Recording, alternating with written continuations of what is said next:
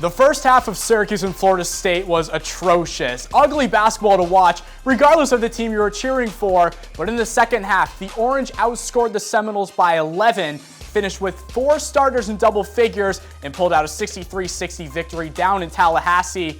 Here on Orange Press Pass, we'll check out all the highlights, do some analysis, and even talk to a reporter down in Florida. OPP begins right now.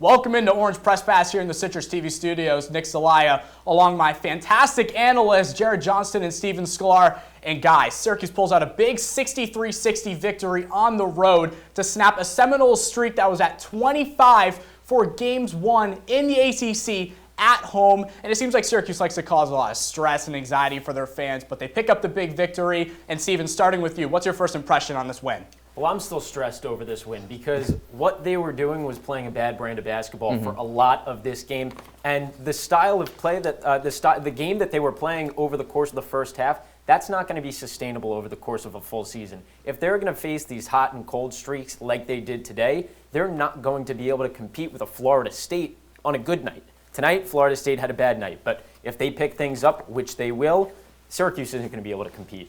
Oh, Steven, like you said, usually it's SU, the team that's hot and cold, right? But if they're just going to play a cold FSU, that's not going to happen in games going forward against a Villanova and all of the strong ACC competition. FSU finished 4 for 30 from 3 pretty much, and they were just letting them take the shots. So you got the probability going into this one, but in other games, teams are going to put down those threes and other shots, especially around the perimeter. Like, it's really just an anomaly of a game when I look at it. Well, the norm is typically ACC play gets going in January, but we received a treat here on December 4th, getting some ACC action between Syracuse and Florida State. Let's check out how the action all went down in Tallahassee. SU 4-3, Florida State 5-2 going into this one. It's been almost 5 years since Syracuse last beat Florida State, going back to the Tyler Lydon and Andrew White days. And early on, Caleb Mills, the former Houston Cougar, playing the press and forcing the steal. The Seminoles unable to score, but Mills gets the ball back, fakes left, fakes right, pulls up for 3, knocks it down to give Florida State an 8-3 lead. 10 minutes now into the first half, a 14-8 ball game, and this was the story of the first half for Syracuse. Swider from deep, off the mark. Edwards gets the offensive rebound. Swing it around, boys. Joe Girard now, he tries a three-pointer. Clanked off the back of the rim. Third time's the charm, though. Girard pulls up from the same spot. He knocks that one down to make it 14-12 Florida State. And when SU needed a basket, they were able to provide. But Florida State, they do get the steal here. That's the guard number 1, and he lobs it up to Naheem for the throwdown to make it 25-14, a double-digit lead now for Florida State. Everything going the Seminoles' way, just a monster dunk from number 24, the freshman big man. But when SU needed a basket, they got one from Logo Joe, keeping the Orange in this one an 8-point deficit going into halftime. And moving to the second half, a 1-point game. Swider unable to knock down the shot here from the wing.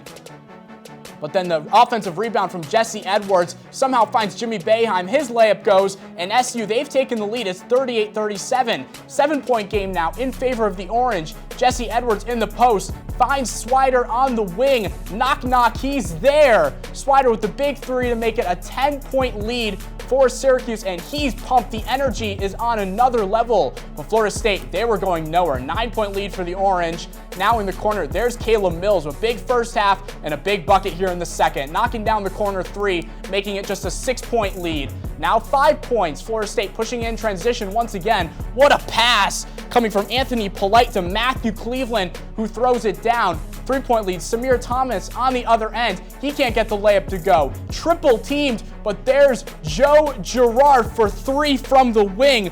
Bottoms. And one last chance for Florida State, trailing by 3 and 8 seconds left, trying to get one last shot. And Caleb Mills gets a really good look, but unable to convert. One last chance for Malik Osborne, grabbing the rebound, but no good from the corner. And Syracuse pulls out a huge 63-60 victory. The last time Florida State lost at home to an ACC opponent, January 12th, 2019. But guys, what do you see from these numbers?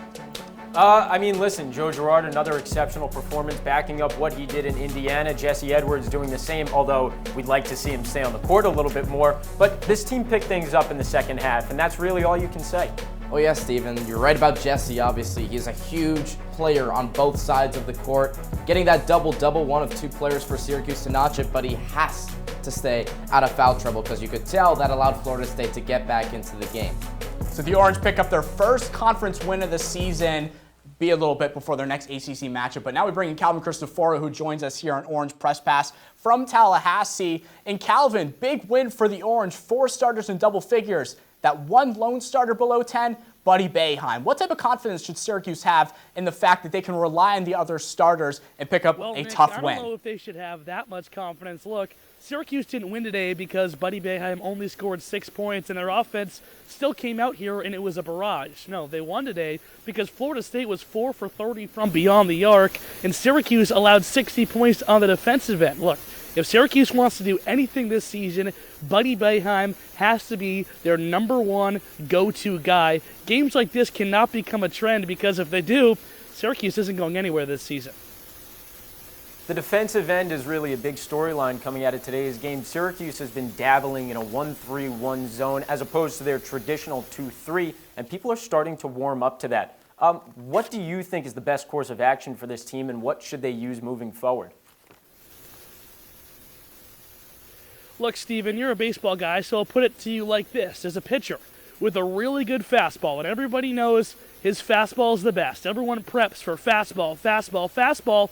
So when you get up there and he throws a curveball, you're caught off guard. The fastball is the Syracuse 2-3 zone, and the curveball is that 1-3-1, or as Coach Boeheim calls it, a 1-1-3. Look, it catches teams off guard. Syracuse slips into it when they feel like the other team's putting a little bit of a run together. They slip into that 1-3-1 or 1-1-3, and it catches teams off balance. Buddy Boeheim is actually the catalyst of that. He switches on his zone to go from a 2-3 to a 1-3-1. The bread and butter for this team is still going to be the 2-3 zone. They're still going to come out and run the 2-3 zone, but when they feel like Florida State or any other team is starting to put the ball in the hoop more than they want, they're going to switch to that 1-3-1.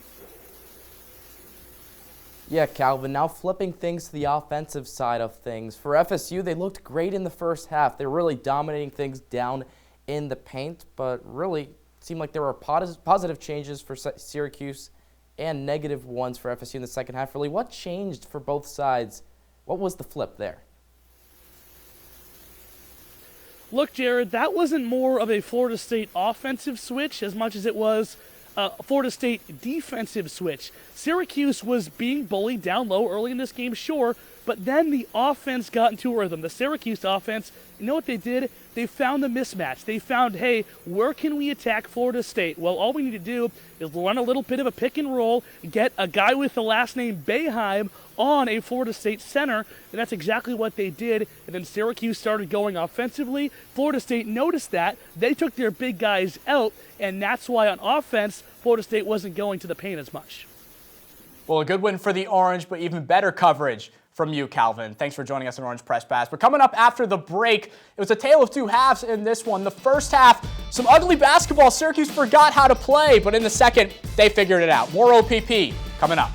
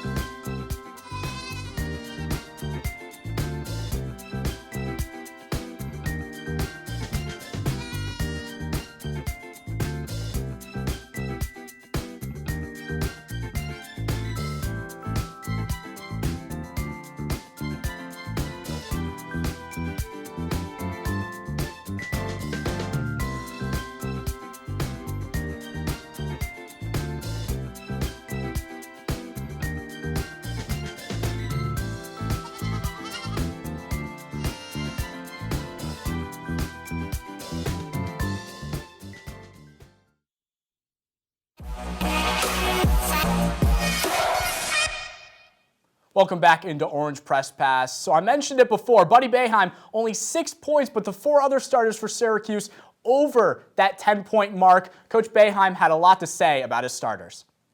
The other guys have to take advantage of that. You know, they doubled him. Jimmy got the ball. Jimmy drove in. We ended up with a 3 for Cole Swider. So they're going to double him. Other guys have got to pick it up. Buddy made 2 impossible drives. I don't know how he made those shots even. But they're going to double him, or when he goes with the ball, they're coming to help. Other guys are going to get shots. And that's the way it is when you're a really good player. Some nights, that's what you got to do. So Jim acknowledging those other guys stepping up in a big way today for Syracuse in their 63-60 victory over Florida State. But starting with you, Stephen, what stands out to what Coach Boeheim had to say? Well, you know, you never want to see Buddy Boeheim struggle like he did today, but a positive evolution for this team, and this is something that we've seen over the last couple of games, is that the other players are stepping up. You have Cole Swider, who had a great second half today. You have Jimmy Boeheim, who took 23 shots last game, put up a bunch of points, and had another good second half today. These guys are getting on a roll, and if you keep giving them the shots, it seems like they're just going to fall. Yeah, I love where you're heading, Stephen, because really this is the first game where we don't see a team that's really driven by just one player. And you saw it with the 2 double-doubles, but you also saw it really towards the end. Jesse's fouled out for the 4th time in 7 games. That's a negative that you take out of it, but it's still Jimmy pushing up as the big on the floor, getting those drives into the paint, making sure he could fill in, really, because there's not a lot of depth on that bench that can step up to the plate. Only 1 point in this game from guys off the bench. So that's a little bit worrying, but at the same time, the guys on the floor, when they're rolling, that's a good thing to see. Yeah, plenty of positives to talk about, but there were some negatives, a lot of them coming in the first half. Both Florida State and Syracuse shot a combined 6 for 32 from beyond the arc in the first half, and at one point Syracuse was at 14% from the field. So taking a look at this first half, guys, some bad shot selections maybe from Syracuse. Stephen, what do you take away from this? Well, to me, it shows a lack of urgency and a lack of discipline on the part of the Syracuse Orange, because they should know what kind of environment they're getting themselves into. Let's talk about awareness for a second. You know, when you go down to the Tucker Civic Center, it's going to be a tough place to play, a tough environment to shoot the rock in. And as good as a shooting team as Syracuse is, they could collapse just like any good shooting team could. They were 8 of 35 from the field, 4 of 17 from 3 in that first half. At some point, when the shots clearly weren't falling, SU simply had to chalk up another scheme, but it could have been too little too late any other day. Oh, yeah, absolutely. And, Stephen, that was something that they had to work with because they weren't getting the shots that hit early. You saw Cole Swider. He went 1 for 6 from 3 in the first half. So they had to drive the paint, but regardless, they weren't getting those shots to goal. What reminds me of that was the sequence of Joe Girard in the middle of the first half. 1, 2, 3 shots not going. So they were trying to find inventive ways to get back to basics, but ultimately it was poor, but they were able to grind it out for sure. Yeah, the shots weren't falling, and for a Syracuse team that really relies on three-point shooting, it's tough for them to stay in a game, but they managed somehow to. The one issue, though, was the interior defense. 18-6 points in the paint in favor of Florida State in the first half. Jared, should Syracuse be worried about the dominance Florida State had on the offensive side when it comes to paint points? Absolutely, Nick, because it's not just going to be Florida State when you look ahead against other teams. Syracuse is a team that when you really try to break it all down, Cole Swider and Jimmy, yeah, they're great blocking out on the wings and getting those rebounds and boards, but Jesse's the guy that you have to lean on, and even then, Jim's still saying that you have to figure out how to trust him in this game when he doesn't get a handle of the ball, when he's getting those fouls. So ultimately, you're not a team that has Barama Sidibe, Quincy Guerrier, Marek Dolezaj to supplement that block there. So ultimately, it's tough to see there, especially, the size really has been a problem for Syracuse. Well, you got to ask yourself, how did the Seminoles get the early leg up on Syracuse? And it was thanks to their efficiency in the paint. FSU, 4 of 6 on their shots from in close in that first half. It was the aggressive style of play that really led the Seminoles to that early first half lead. And had it continued to force itself inside as the game progressed, I think we're looking at a different outcome too. Yeah. They shied away from that in the second half. That's something they can't do moving forward. The Orange caught a break with the fact that Florida State was trying to shoot in the second half rather than going back to dominating in the paint like they did in the first half. But it was an 8-point deficit. Syracuse 39-28 in the second half. 40 points combined from Cole Swider, Jimmy Boeheim, and Jesse Edwards. So, Stephen, second half, completely different story. What do we take away from the front court of Syracuse in the second half? Yeah, it was a completely different second half, and you really have to think positively about what you saw from guys like Cole Swider and what you saw from guys like Jimmy Boeheim in that second half. Cole Swider, as bad of a first half as he had, he really picked things up, especially from long distance. It was on full display for the final 20 minutes, and it might have even saved the game. Jimmy, too, exceptional stretch of games lately, as I said before, and although today was a bit rocky, he made the most of it with a solid second half, going 3 of 6 from the field. Oh yes, Steven. I mean, aside from the knock on Swider's shot selection in the first half, like you said, those were the guys that were picking up the points for Buddy being double marked there. Jesse, Jimmy, and Swider, of course, along with Joe, 4 guys in double digits. So fantastic contributions from them, even if they turned it on late. But hey, if you don't turn it on late, you're not going to get the victory. Yeah, offensively, things were clicking left and right for Syracuse. And defensively, they were just as good. Florida State finished the day 4 for 30 beyond the arc. And SU, they started the second half on a 28-10 run through the first 13 minutes. So Jared, we talked so much about how well this offense was in the second half today. What about the defense? Honestly, Nick, when I'm looking at this, it was an okay effort. I'm not really convinced by what happened because, like we said, and Steven, you touched on it especially, it was an FSU side that deviated from their identity in the first half. At one point, they were 2 for 24 from beyond the arc. They finished the game 4 for 31. They tacked on 2 at the end. So they tried shooting a bunch of 3 balls, a bunch of jumpers and stuff, and really, they could have been able to use their size down low driving into the paint. So, enigma, really, for me. I think we're really giving Syracuse's defense a little bit too much credit. Yes, the shooting performance from FSU was awful, but when a team like FSU only shoots 13% from the field, you can't attribute all of that to the defense. At some point, you have to look yourself in the mirror if you're FSU and be like, listen, we just didn't have the best night. It was an off night for the Seminoles, and that's the way we should remember this game. Hey, with the way the season's been going, any positives regarding the Syracuse defense, I mean, I think anyone will take. But coming up after the break, we'll take a look more at this Syracuse defense and their performance, as well as Cole Swider. And was this win lucky for Syracuse? We'll talk more after the break.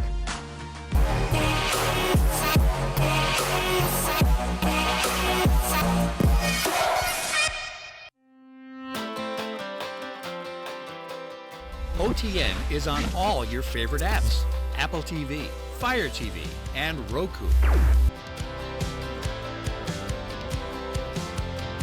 Search Orange Television Network or OTN.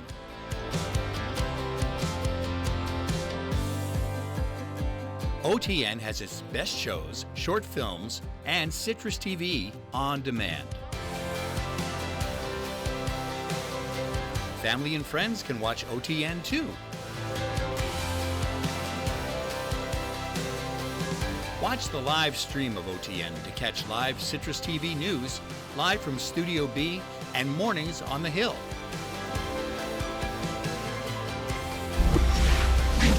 On or off campus, watch OTN anywhere.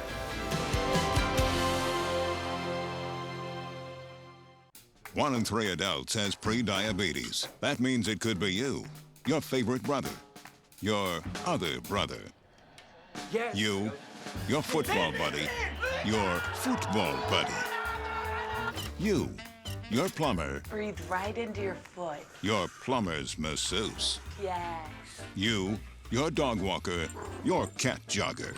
With early diagnosis, pre-diabetes can be reversed. Take the risk test at doihaveprediabetes.org. Welcome back into Orange Press Pass. So the shots began to fall in the second half for Syracuse, and the defense, it was pretty good as well. Here's what Coach Boeheim had to say post-game. You know, our defense really won the game for us. It has not been good, but our defense kept getting stops when we had to have them. And when they put their shooters in, we tried to drive that guy. We tried to take advantage of the shooter on the offensive end. And Jimmy did a really good job of that a couple times. But I just thought our defense was the difference.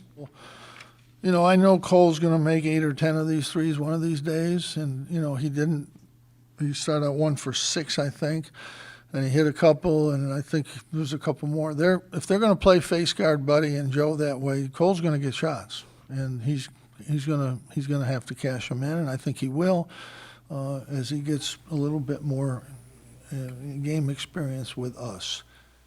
I've got Steven Sklar and Jared Johnston at the wall, Nick Zelaya, myself. And yeah, Cole Swider, not many three-pointers, only 4 made on the day, but some clutch ones. Guys, we're going to play a little game, buy or sell. I'm going to give you a statement about Syracuse.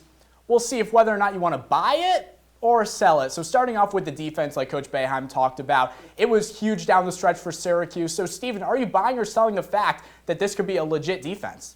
So I was listening to some of the things that Calvin said before about the difference between the 2-3 and the 1-3-1. People are expecting the 2-3. They're not expecting the 1-3-1. But what happens when they start to expect the 1-3-1? So I'm going to sell on this. I'm really not going to buy into any kind of new philosophy. It's kind of like teaching an old dog a new trick. Yeah. 46 years of Jim Boeheim going with the 2-3 zone. He wants to switch things up now. I just don't see how that's going to work. Yes, Steven, I look at this and I'm selling this one as well. I don't buy this defense at all. FSU lost the game for itself, and Syracuse, all they did was play a game of really just playing the odds. They let them shoot the 3 ball. They went 4 for 30, and along with that, SU gifted points in the first half. SU got 14 of its 32 points off turnovers. FSU, they were able to press the ball up, win the ball back, and I don't think there was really defensive play that got them to where they were. Yeah, the Seminoles, a poor performance shooting beyond their arc, 4 for 30. Syracuse, they weren't much better, 9 for 30, but 4 of those 9 coming from Cole Swider, the senior transfer from Villanova. Jared, are you buying or selling that Cole Swider can keep up this type of performance going down into December and then ACC play later on in the season? Nick, I have to sell this one even ahead of Cole Swider playing in MSG against his old guys in Villanova because hasn't been consistent all season, and the fact that you break it down and chalk it up in this game, that he wasn't even consistent between both halves. He went 1 for 6 from 3, then he tacked on 3 in the second half. Like you said, he helped lengthen the lead, but I need to see more consistency from him. It just hasn't shown up this season. Okay, you could talk about the consistency, that's all well and good, but how can you minimize the impact that his three-point shooting had towards the end of today's game? You know, he was really clutch for this team going down the stretch, and I'm happy to buy into any guy that shows up in the clutch like Cole Swider did today. Yeah, and it was huge for this Syracuse comeback win. But ultimately, you guys have talked about it the entire show. Florida State lost this game. Did Syracuse win it? So, Steven, was this a Syracuse hard-fought victory, or did Florida State just choke when it mattered most? No, this wasn't a Syracuse hard-fought victory. We've been talking about this all show, like you alluded to. FSU shot themselves in the foot more times than I can count. They did more things wrong than Syracuse did right. And we'll look back on this as a win, as a pretty strong win and a great resume builder. But what I really think the story of this game is FSU's incompetency and inability to really do things when it mattered down the stretch. Yes, Steven, I gotta sell this one as well. I don't think they earned the win. I mean, they've absolutely been lucky, especially down the stretch, like too many close games. You think of Indiana, of course.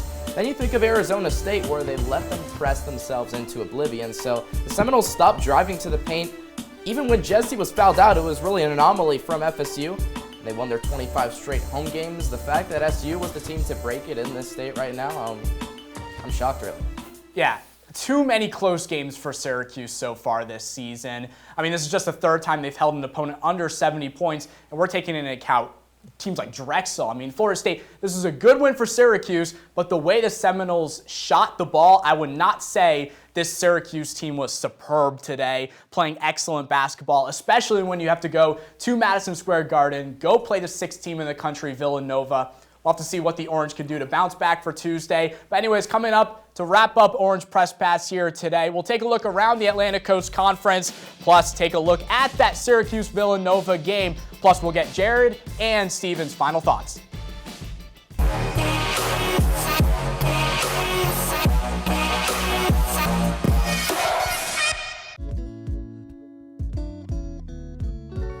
Your girls have been with you through every moment of your life. They were with you when you felt unbreakable. With you that time you felt most alone. And with you when you realized you would never be.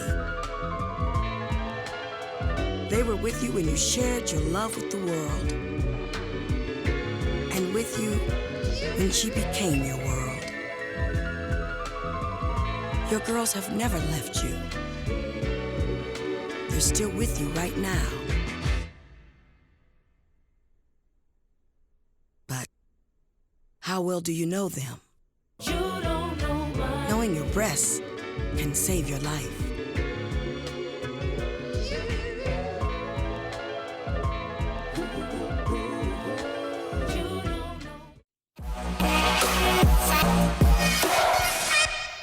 Wrapping up Orange Press Pass here in the Citrus TV studios, Nick Zelaya here with Jared Johnston and Stephen Sklar. And taking a look around the ACC, Syracuse picked up the big 63-60 victory, but plenty of action around the conference today. Guys, what do you make of the slate? I want to talk about the game in the top left corner because that was a game that I was looking at for a while. Notre Dame came into that game with a lot of high expectations playing on the road at Boston College, but Boston College really silenced the crowd and it was a surprise effort out of them. Notre Dame, they came out slow shooting, which is expected for a team playing a conference game on the road. And what can you say? It's the bottom line. That's what it comes down to. Boston College grinds out a really, really good win over a quality opponent in Notre Dame. Yes, Steven. I mean, the record, I guess, speaks for itself when you see the scoreline grinding that out in the end. But looking to your right there, Pitt 2-6. That was an interesting victory for UVA. But I mean, obviously, Miami getting that 5-point victory over Clemson. Isaiah Wong, a couple other guys on that Miami side. There's a couple fixtures coming up where you really got to hone in on some of the scores in this ACC. Yeah, that UVA team really struggling to get things going. Wake Forest picked up a big victory. They were projected 13th in the conference, now sitting at 8-1. They'll have a chance to maybe win in football as well, an ACC title game against Pittsburgh. But now looking at the standings so far, a couple teams making their first conference debuts today. But what do you guys see from the standings, Jared? Yeah, looking at this, Syracuse obviously on the up and up with its only conference victory, so it's still early, right? Still early. But if I'm looking at it, really, the fact that they're all the way up there, it's pretty good, but it's going to be a lot of parity when we see the season progress, for sure. I'm looking a little bit more at the middle of the standings. Yeah. Former #1 team in the country, Duke, after they suffered that tough loss to Ohio State, and Purdue, the team that was nipping at their heels, coming up with a couple of really big wins over the last week. Duke, you would expect them to be a little bit higher up once the season comes to an end. They're not in conference play yet, so the jury's still out on them. Well, Duke's the lone ranked team so far in the ACC, so I'm sure they're feeling pretty good in the conference. But taking a look at that Tuesday matchup in MSG, Syracuse-Villanova. Steven, what do you see from this game? I see what's going to be a really tough matchup for the Syracuse Orange going up against the Wildcats at MSG. I'm happy that they get the big-time slot playing a really good team in Villanova, but Villanova's a great scoring team, and they're going to give Syracuse a run for their money. Oh, yeah, Steven, absolutely. The one thing I wanted to look at and isolate, that Syracuse, they got a lot of points, but they're also conceding the most points against in the ACC. The defense still has a lot of work to do. Orange squeak out a 63-60 victory over the Seminoles. Steven, what's your final thought? My final thought here is that this win is going to look great on the resume. Even though we've talked about it all day, and I might have been the biggest pessimist of them all. I'll match you, man. Yeah, listen, it's going to look good on the resume at the end of the season. Yeah. Big win against Florida State on the road. Can't knock that. You cannot knock that, especially when you're just looking at wins and losses, quad 1 wins and losses at the end of the season. Yeah, when I'm looking at it, though, it's ultimately just a distraction for what this team is going to see for the rest of the season. You're going to see a bench that's not going to get a lot of involvement, and there's not going to be a ton of longevity. The legs are going to be tired. You're going to be banking on a one-dimensional offense. Can they shoot, or are they cold? So ultimately, I don't really have a lot of hope coming out of this win, but hey, like you said, a win's a win on the scoreboard.